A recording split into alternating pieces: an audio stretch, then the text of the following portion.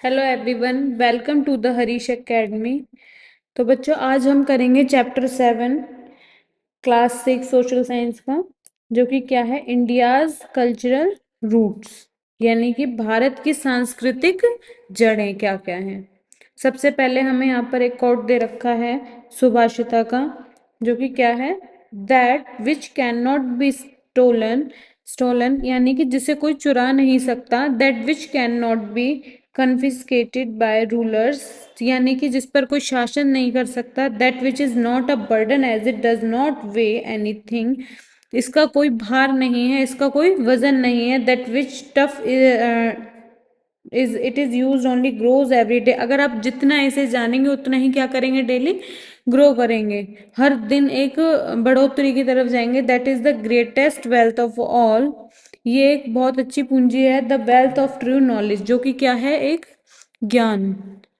क्या है ये संपत्ति? ज्ञान की संपत्ति। इसे ना कोई आपसे छीन सकता है, ना कोई चुरा सकता है, ना कोई इस पर शासन कर सकता है, ना ही इसका वजन है। जितना आप इसका उपयोग करेंगे उतना ही ये ज्यादा बढ़ेगा। ठीक है। अब हमें यहाँ पर 3 पिक्चर्स दे रखे हैं। ये पहली पिक्चर किसकी है? ऋषि, एक ऋषि हैं, जो कि कहाँ पर है पिक्चर? हम्पी, कर्नाटका में, हम्पी की गुफाओं में। ये है भगवान बुद्ध की मूर्ति, जो कि कहाँ से ली गई है? भूटान से। और ये है महावीर जी की, और ये कहाँ से ली गई है? बिहार से। ठीक है। द बिग क्वेश्चंस, इसमें हमें कुछ क्वेश्चंस दे रखे हैं, जैसे what are the Vedas, what is their message, what new school of thought emerged in India in first millennium BC, what are their core principle, what is the contribution of folk tribal tradition to Indian culture.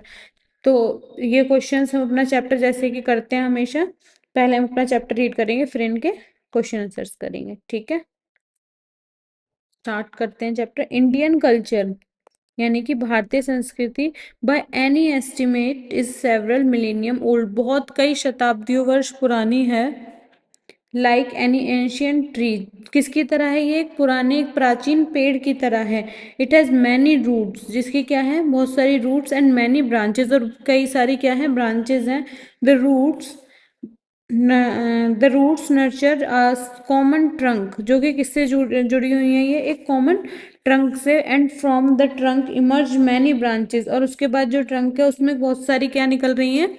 शाखाएं, branches निकल रही हैं, which are different manifestations of Indian culture yet united by a common trunk, यानी कि ये भी एक ऐसे ही जुड़ा, जो हमारे इंडिया है, जो हमारा भारत है, हमारा देश है, वो भी ऐसे ही एक, जो इंडिया का कल्चर है वो भी ऐसे ही जुड़ा हुआ है। यहाँ पर अलग अलग विविधता के लोग रहते हैं, लेकिन फिर भी इस विविधता में क्या है? एकता। ठीक है।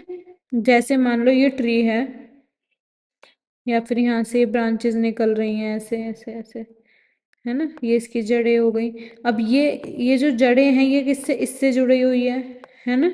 और ये ऊपर, अब ये ब्रांच जो ये ट्रंक है, यहाँ से ये इन ब्रांचेस में जा रहा है, जो भी हम इसमें पानी, खाद पानी जो भी डालते हैं। ठीक है। ऐसे ही क्या है, हमारा जो भारत है, वो कैसे एक उससे जुड़ा हुआ है, संस्कृति से, लेकिन इसमें अलग अलग तरीके के, अलग अलग धर्म के लोग, विविधता है बहुत ज्यादा। ठीक है। Some of these branches are about, जहाँ पर क्या है, about art, culture, science, medicine, religion, अलग अलग रिलीजन से सबके, the art of governance, martial arts, martial arts क्या होता है? एक सैनिक अभ्यास होता है, and so on. There are also school of thoughts, school of thoughts मतलब विचार, जो हमारे विचार होते हैं, by which we mean group of thinkers और spiritual seekers who share who share similar ideas about human life, the world, etcetera. Spiritual क्या होते हैं हमारे? Concern with the spirit of soul, जैसे कि जो Atman in Sanskrit and many Indian language, यानी कि जो अपने आत्मा का बोध करने की कोशिश करते हैं। Spirituality is the search for a deeper और higher dimension beyond our current personality. Seeker, someone who, seeker कौन होते हैं? जो कि क्या करते हैं? आत्मा का, अपने का बोध करते, सत्य की खोज में निकलते हैं, है ना।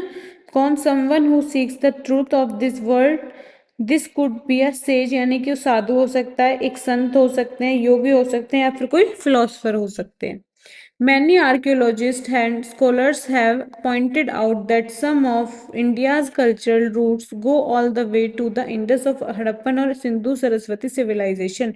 यानी कि बहुत से आर्कियोलॉजिस्ट और स्कॉलर्स कौन हो गए, जो हमारे आध्यात्मिक गुरु होते हैं। उन्होंने इंडिया के कल्चर के बारे में जाना, कि उसके रूट के बारे में जाना, जैसे कि जो हमारी शुरुआत हुई थी हमारी नगर योजना की या फिर सभ्यता की, वो किससे हुई थी, हमने लास्ट चैप्टर में भी पढ़ा था उसके बारे में, हड़प्पन और Sindhu Saraswati civilisation, which we visit in chapter 6। Later on, over time, hundred of schools of thought emerged in India। यानी कि इसमें बहुत सारी क्या वैचारिकताएं भी हमारी इमर्ज हुई। We will see here a few early schools which have shaped India into a country with a unique personality. By understanding them and their roots, we can understand India, that is Bharat better। ये सब जानने के बाद हमें ये चीज़ clear हुई कि जो हमें दे रखी है line India that is Bharat, इसके बारे में हमने ये पूरा पढ़ने के बाद तब हमने इसके बारे में जाना कि हाँ, the India that is Bharat. अब हम इसमें क्या पढ़ेंगे, the Vedas and Vedic culture. तो फर्स्ट क्या है हमारा, what are the Vedas. Vedas क्या होते हैं, the word Veda comes from the Sanskrit vid, ये संस्कृत के एक शब्द से लिया गया जो क्या है, विद, विच मीन्स नॉलेज, जिसका मतलब क्या है, नॉलेज यानी कि ज्ञान। Hence vidya, for instance we briefly mention the Rigveda in earlier chapters. हमने लास्ट चैप्टर में क्या पढ़ा था, ऋग्वेद के बारे में पढ़ा था। In fact there are 4 Vedas. जो वेद होते हैं वो कितने होते हैं हमारे, 4 होते हैं। कौन कौन से, ऋग्वेद, यजुर्वेद, सामवेद और अथर्ववेद। ठीक है, लेकिन जो ऋग्वेद है उसके बारे में हमने काफी कुछ पढ़ा था, वो भी लास्ट चैप्टर में, जो हमने लास्ट क्लास में किया था, लास्ट चैप्टर में पढ़ा था। They are the most ancient text of India and indeed among the most ancient in the world. ये सबसे पुराना हमारा क्या है, ग्रंथ है, और इसे ग्रंथ के रूप में ही जाना जाता है। The Vedas consist of thousand of hymns. इसके अंदर बहुत सी हजारों की मात्रा में क्या है, हिम्स है। हिम्स क्या होते हैं, हमारी ऋचाएं, जिन्हें हम प्रार्थनाएं भी बोलते हैं। Prayers in the form of poem and songs. और जो प्रार्थना है वो किस में है, पोएम और सॉन्ग के फॉर्म में। That were recited orally not written, जो कि क्या है, ओरली, सिर्फ बोलकर बताई हुई है, लिखित नहीं है। Those hymns were compose in the सप्त सिंधव रीजन। ये कहाँ पर बनाए गए थे जो हिम्स थे, ये सप्त सिंधव रीजन्स, यानी कि जो हमने लास्ट चैप्टर में पढ़ा था, जो सिंधु घाटी सभ्यता के आसपास के जो शहर नगर बसे हुए थे वहां पर। इट इज डिफिकल्ट टू से व्हेन एग्जैक्टली द ऋग्वेद, हमें ये डिफिकल्ट है एग्जैक्टली सारी चीजें ऋग्वेद के बारे में बताना। The most ancient of the 4 was composed. Experts have propose dates ranging from, जो एक्सपर्ट्स हैं उन्होंने ये डेट निर्धारित करी थी क्या, 5th to the 2nd millennium BC, यानी कि 5वीं शताब्दी से 5 से 2000 ईसा वर्ष पूर्व, बिफोर क्राइस्ट एरा। ठीक है, so for anything between 100 and 200 generations, तो तब तक कितनी पीढ़ियां निकल चुकी है, 100 से 200। These text have been committed to memory through rigorous training and passed on early with hardly and alterations. ठीक है, अब हमें यहाँ पर दे रखा है, don't miss out the meticulous transmission over thousands of years explain why in 2008 UNESCO recognized Vedic chanting as a masterpiece of the oral and intangible heritage of humanity।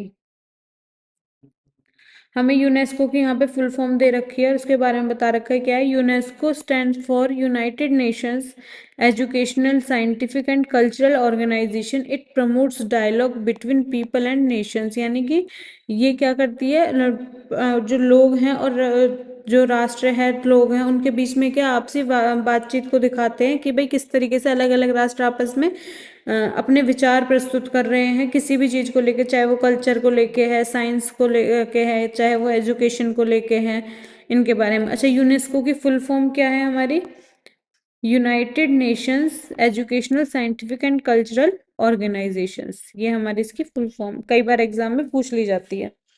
The Vedic hymns were composed by rishis and rishikas, जो Vedic hymns हैं, ये जितनी भी प्रार्थनाएं हैं, ऋचाएं हैं, ये किसके द्वारा बनाई गई हैं? जो पहले क्या थे, ऋषि और ऋषिका। ऋषिका मतलब जो फीमेल होती थी। In an early form of the Sanskrit language, जो कि कौन सी लैंग्वेज में थी? संस्कृत में। They were address in poetical form to many deities, god और गॉडेस सच एज, इन्होंने बहुत सारे कई देवताओं को इसमें दिखाया गया है, जैसे कि Indra, Agni, Varuna, Mitra, Saraswati, Usha and many more. Together with the seeds, these deities sustain rhythm और truth and order in human life and in the cosmos। यानी कि ये जो पूरे ब्रह्मांड में निकले, किस लिए? इन्होंने किस चीज की खोज में? सत्य की खोज में, और इन्होंने सत्य को खोजना चाहा था।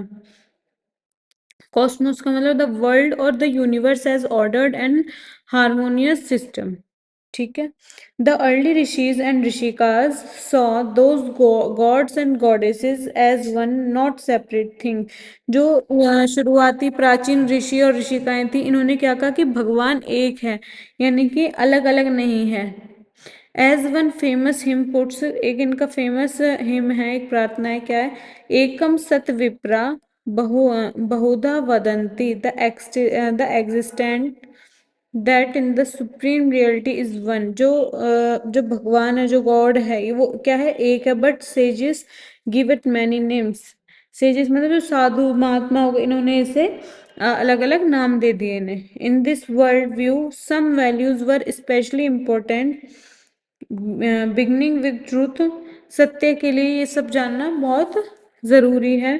ये जो वैल्यूज है, which was often another name for god, the last mantra verses of the Rigveda also call for unity among people. जो लास्ट मंत्र है किसका? ऋग्वेदा का। वो भी हमें क्या बताता है? लोगों में एकता से रहना, यानी कि यूनिटी से। वर्ल्ड व्यू का मतलब क्या होता है? सर्टेन व्यू और understanding the world, its origin और इट्स वर्किंग, यानी कि कहाँ से उसका उद्गम हुआ और कहाँ पर क्या वहां पर कार्य हुए। Come together, speak together, common be your mind, may your thought agree, united be your purpose, united your heart, may your thoughts be united, so all may agree। इसका मतलब क्या है? कि हमें एक साथ रहना चाहिए, एक साथ काम करना चाहिए, एक साथ मिलजुल कर रहना चाहिए, एक जैसी विचारधाराएं होनी चाहिए हमारी। ये द नेक्स्ट इज वैदिक सोसाइटी। इसके अब हमें वैदिक समाज के बारे में जानना है। Early Vedic society was organised in different different janas और क्लान्स। जनाज और क्लान्स, ये क्या होता है? एक तरह से एक लोगों का समूह होता है, जिसे हम कबीला भी बोल सकते हैं। ठीक है। That is larger group of people, ये बहुत सारे लोगों का एक ग्रुप होता है। The Rigveda alone lists over 30 such janas, जो ऋग्वेद है उसी के अंदर क्या है? 300 जनाज के बारे में दे रखा है। फॉर इंस्टेंस द भारताज, द पुरुष, द कुरुज, द यदुज, द त्रिवासाज एक्सेट्रा। ये हमें कुछ इसके जनाज के नाम दे रखे हैं। क्या क्या? Bharatas, Puru, Kuru, Yadus, Turvashas. Each clan was associated with a particular region, ये अलग अलग रीजन में है, of the north west part of the subcontinent, यानी कि कौन से पार्ट में? नॉर्थ वेस्ट वाले पार्ट में। यहाँ हमें भगवान बुद्ध का जन्म और महावीर का जन्म कब ईयर बता रखा है। वह यहाँ पर देखो, ये 500 BC, यहाँ पे 1000 है, तो ये लगभग कितना होगा? 525 या 520 के आसपास इसका बर्थ। ठीक है। Now, much is not much in is known of how these janas governed their society। कोई नहीं जानता कि यहाँ पर किस तरीके से गवर्न किया जाता होगा, किस तरीके से काम किया जाता था। The Vedas only give us a few clues through words like राजा। वे जो वेदास है, उनसे हमें कुछ छोटे मोटे क्लू मिलते हैं, जैसे कि राजा बोलते होंगे, कोई किंग या रूलर होगा, तो सभा और समिति होगी, both of which refer to a collective gathering और assembly. Many professions are mention in the Vedic text, यानी कि बहुत सारे प्रोफेशंस भी दिखाए गए थे इसमें वैदिक कल्चर में हमारे। क्या? जैसे agriculturist, weaver, potter, builder, carpenter, healer. Healer क्या होता है? Someone who uses traditional practices to relieve or heal disease, यानी कि जो आयुर्वेद तरीके से क्या करते हैं? बीमारियों को ठीक करते हैं। डांसर, बार्बर और प्रिस्ट मतलब पुजारी। etc. Let's explore. Do you know the term for a society where people select their leaders? How do you think people can benefit from such a situation? यानी कि उस टाइम के लोग किस तरीके से रहते होंगे, क्या सिचुएशन फेस करते होंगे, कैसे समाज था, इसके बारे में हमें इसमें बताना है. Think back to what you are learning in the theme governance and democracy. Write your thoughts in paragraph of 100, 100, 150 words. ठीक है, ये आपको खुद से करना है होमवर्क में.